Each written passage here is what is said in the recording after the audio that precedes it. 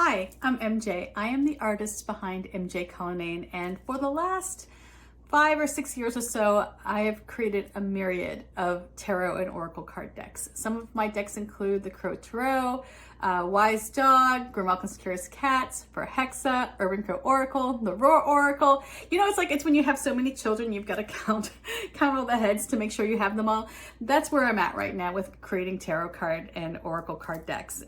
In fact, in the last year or so, last year actually, I created 2 more tarot card decks and a Lenormand deck. My latest tarot, the Raven's Dream, releases next month, so I'm very excited about that. But as you can see, creating tarot and oracle card decks is not a hobby for me. This is my passion, it is my life's work, it is my purpose, it is what gets me out of bed in the morning. That and my child, of course.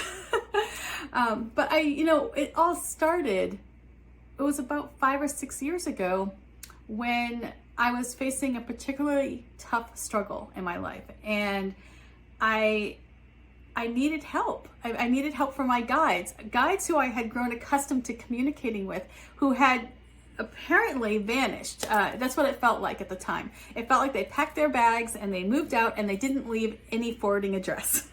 It was really difficult. And, although I had gone to tarot card readers, in my past, since I was a teen, over time, and especially if you start needing to go to a tarot card reader because you're going through a difficult time, it can be like eating out a lot, right? It gets expensive. And what I discovered was I really needed to learn how to cook for myself. And, just much like cooking, what I discovered as soon as I started to really dig in and learn the tarot is that, like there are cooks that have their own way of doing things, there are tarot readers and tarot authors who have their own way of doing things, and it became very difficult to learn. At least I found it was difficult for me to learn in the beginning, because I was just focused on, what's the right way? What is, this person who reads more traditionally, are they the right are they the right source? Are they going to help me connect with my guides? Or is this person who's a little more free-spirited, are they going to help me connect with my guides? And I found it to be almost like a daunting task, learning how to communicate once again with my guides. So what I discovered was that no one creator or author was right or wrong. They were all right.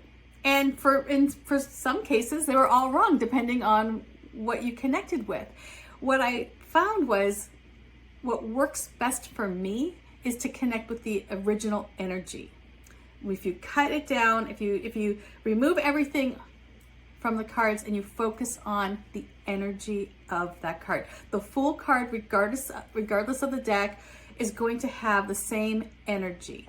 Just like the Queen of Swords will have the same energy and the Five of Pentacles will have the same energy. What matters most is when you hold that card, what rings true to you. And so that is where I began my journey with tarot, is connecting with that energy. Really just deciphering it, or just whittling it down to the base, and then building up from there, then re-establishing that connection with my guides.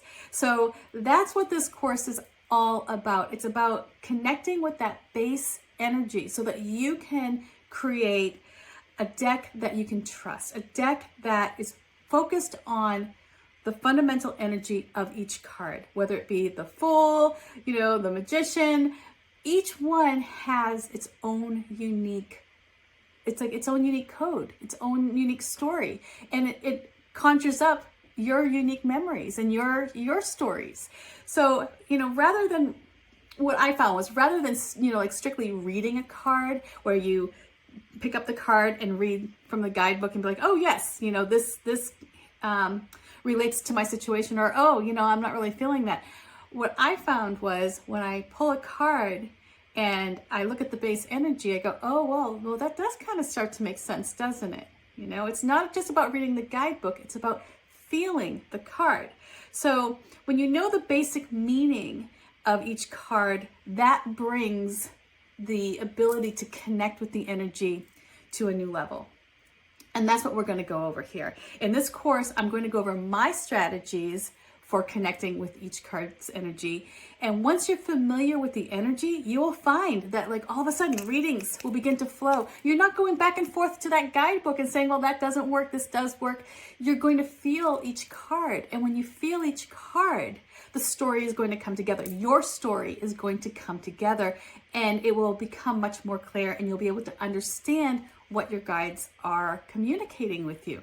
So at the end of this course, when we're all said and done here, what I want you to have is a deck that you can trust, a deck that you know is a trusted advisor, that doesn't shy away from the truth, a deck that doesn't gloss over difficulties or, not acknowledge gremlins or shame triggers.